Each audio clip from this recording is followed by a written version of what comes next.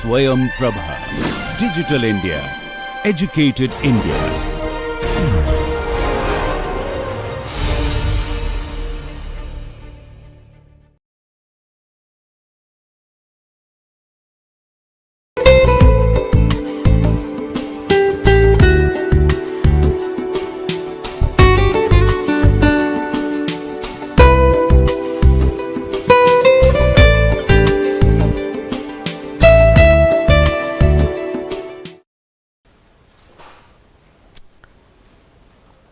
Friends,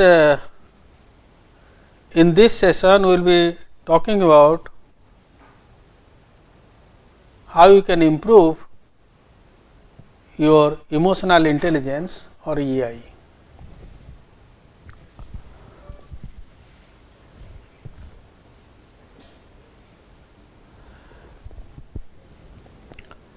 And as I mentioned earlier, emotion and cognition are related.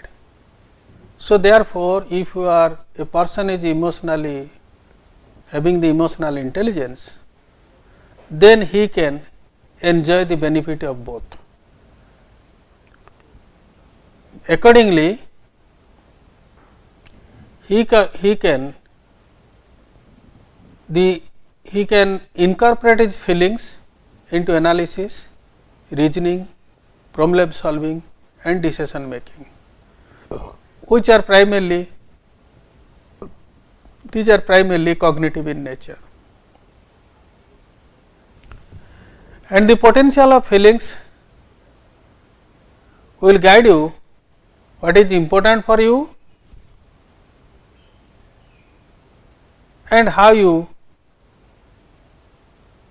think and feel about it.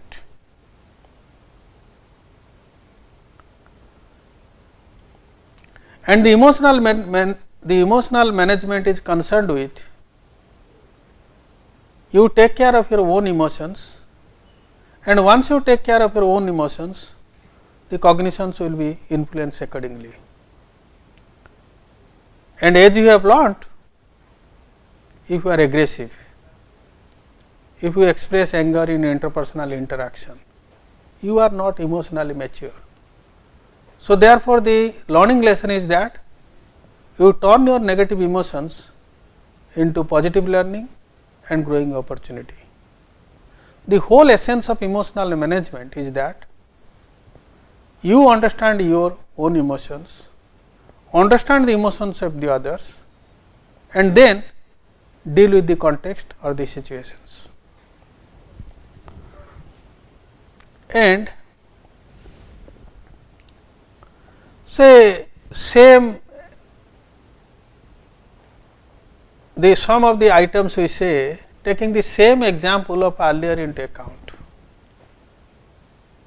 the 5 dimensions that I mentioned. One is the social component, which was concerned with empathy and social skills, and the personal component or the personal competency, which was concerned about self motivation, self regulation and self awareness. Just look at that.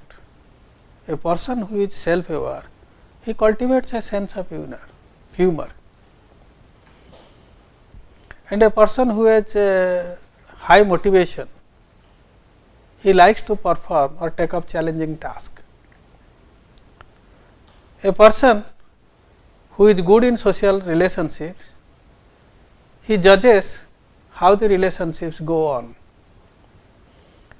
And a person who is good in social skills, he can also make easily friends. And who has the empathy, he can put himself in other situations to understand them. So, if the person has a high emotional intelligence, then you can say that if you cultivate the sense of humor, if you prefer the challenging task, if you so understand you are sensitive to relationships and you are outgoing and you can easily make friends, and you put yourself in other person's positions to understand them, then you possess the high emotional intelligence. Just the reverse is that you possess low emotional intelligence. You express anger, you become aggressive in the context of others, and you take up some easy tasks, not the challenging tasks, and you are not bothered about the relationship, whether I can make the relationship or break the relationship, and you have friendship with selected few, you cannot make friendship with a genuine person even, and when you talk you take only your perspective into account, do not consider about others, then in that case you possess low emotional intelligence. And some of the, because we mentioned that once you are emotionally intelligent, it will automatically influence your cognition accordingly. They will link to the cognition. As a result of which, the emotional competencies that we mentioned, you have the intentionality. You keep the relationship with a purpose, and at the same time, having the emotional intelligence, automatically your right brain is activated by that, and creativity is the work of the right brain, and thereby you will be more creative. And having the emotional competencies, you will bounce back from adversities easily, and you will not feel frustrated even if you fail in certain tasks, or you fail in certain jobs, or you fail in the exam. You have the resilience, you have the ability to bounce back and fight, so that you will win over the situation. And it is also reflect your social skills or bonding ability with others. And at the same time, when your emotion is aroused, there is some constructive discontent, because the discontent will go with reasons. And some of the values that will show concern for others, you have a broader outlook, and you have some intuitions that what is going to happen, you can also infer about that, and at the same time you are not interested in much of your personalized face of power. You are the persons, if you are showing the socialized face of power, you bother about others, you take care of them, you show the concern for them, that is your socialized face of power. They are not, emotionally intelligent people are not guided by personal importance. They are guided by the group which will get the importance, which they lead or with which they interact frequently. And at the same time, they show honesty, consistency in their behavior, as well as they act openly. That means, there is a consistency between their saying and doing, and what we call as honesty and integrity. So, these are some of the emotional values and beliefs they have. Along with that, the emotional people, the emotionally mature or having high emotional intelligence, there are many events, pressures in life events, death of a spouse, death of the children, death of some persons in the family. These are very stressful life events. But even the person is emotionally intelligent, then he will not crack down and break down in such situations. And there are many stressful situations in life.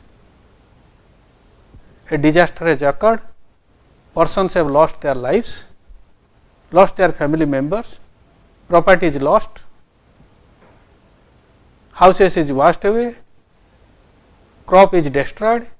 Even in such stressful situations, a emotionally pitched persons can be calm and composed, and at the same time he will make efforts to go for a problem focused coping, how he can fight against the crisis and he can sustain in that crisis. And there is work pressure or the job pressure, or there is too much of job to do, but time is short. At that time the persons, those who are emotional intelligence, they can stretch themselves to a particular limit. If it is not possible, they will say that no, we cannot do it. And similarly, there is in personal pressure is there. In all such type of situations, when a normal person will break down, feel helpless, experience anxiety and stress, a emotionally mature person can be calm, composed, resilient, and at the same time he will do something continuously to counter the crisis, and within a certain period of time he will also feel, even if the instant was dissatisfied, he will continue the life, he will never stop. With a sense of satisfaction and with a sense of contentment, he will struggle to re-establish the things, even if something is destroyed or even if there is a serious life events. So, the person having the emotional maturity or the emotional intelligence has many positive outcomes, and these people are really the rare stuffs. Those who have maturity, because with a high emotional maturity, it will also link to your cognition. So, therefore, they will be good in decision making, their thinking will be constructive, they will be problem solving in nature, they will put a lot of effort to do the job. So, many positive qualities will automatically, with the combination of emotion and cognition, many positive qualities are likely to emerge if the person is emotionally, if the person is high on emotional intelligence or emotional maturity. And then there are some common methods by which you can enhance your emotional intelligence. First is you observe in your organization or in your work setting or from your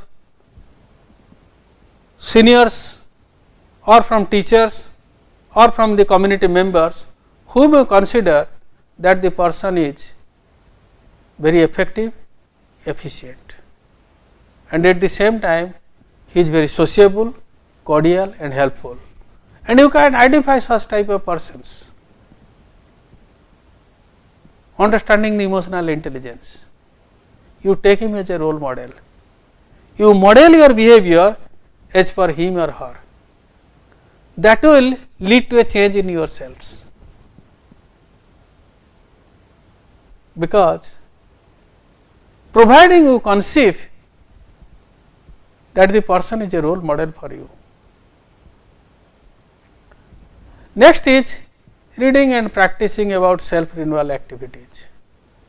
In one of our study we have mentioned there are 4 types of renewal of a person, and when you will be entering into the job or already if you are in a job, there is a professional renewal, because the world is changing outside constantly.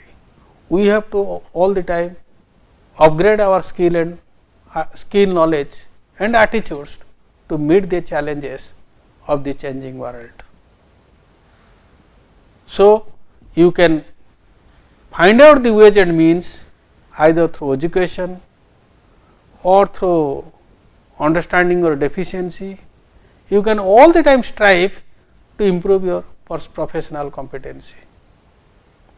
Social renewal, where you can establish and cultivate relationship with others, with your family members, with your relatives and your close friends, you can cultivate that relationships.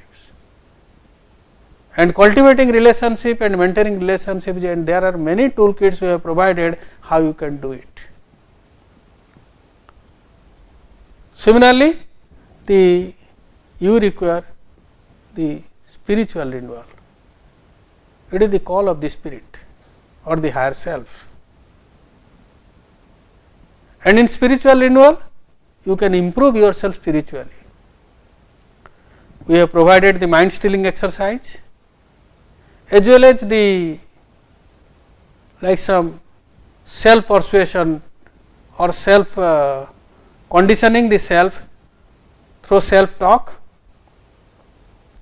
and other tools by which you can, and also participating in spiritual activities, you can do that. Physical renewal is concerned about your health and body. Of course, this is most important because a healthy body can have a healthy mind, and until unless through yogic practices, through participating in game and sports, taking initiative to make yourself free from the bad habits. So, there are various ways and tools you have mapped through which you can do it.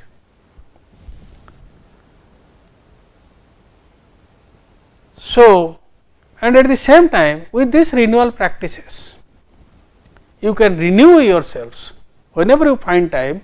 You can mentally, physically, spiritually and socially, you can renew yourself and re-energize yourselves for a better life and to be a better person. And also you can improve your EI by learning from your life experiences, self reflection and thinking. Even a simple diary will do. Every day after returning from job, you maintain a diary. What you wanted to do, what you did in the organization, if you wanted to do, why something you have not done.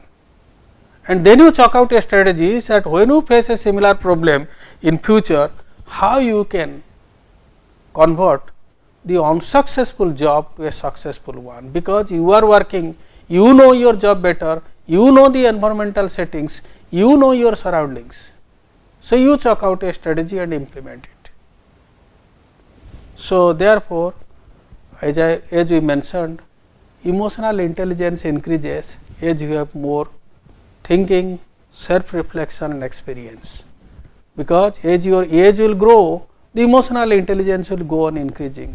It will not have a, it is never have a retiring space as the intelligence is. Intelligence is equated with the buddhi.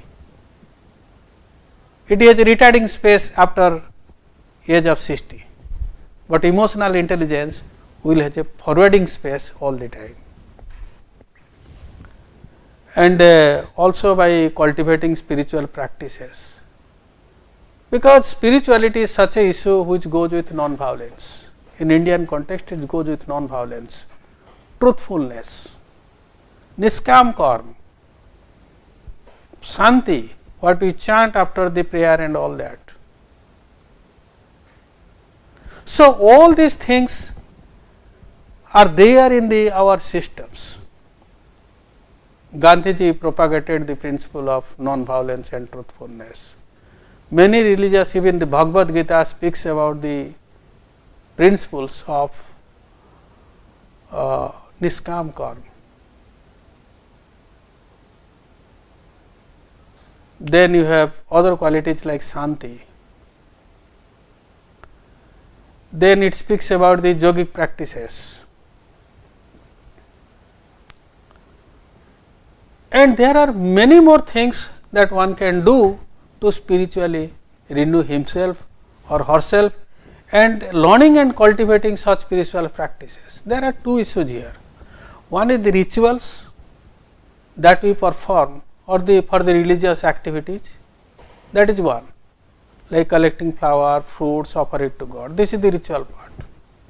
Another part is that from the how you are purifying yourselves, how you are improving yourself within by following the principles of niskam karma, detachment, tranquility, practicing speech, non-violence. So, this is within, and if your mind is molded accordingly, that will be reflected in your behavior also or in your activities.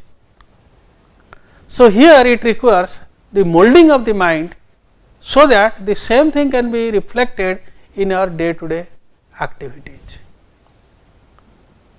So, these are some of the methods by which we can enhance our emotional intelligence. And there is, remember, there is everything that we do, there is a mechanism in the brain. And here the brain mechanism is that there is a small part in the limbic system, and which we call the amygdala. And it is the seat for all passions. And the amygdala controls our emotion. But at the same time, we must not forget, through our activities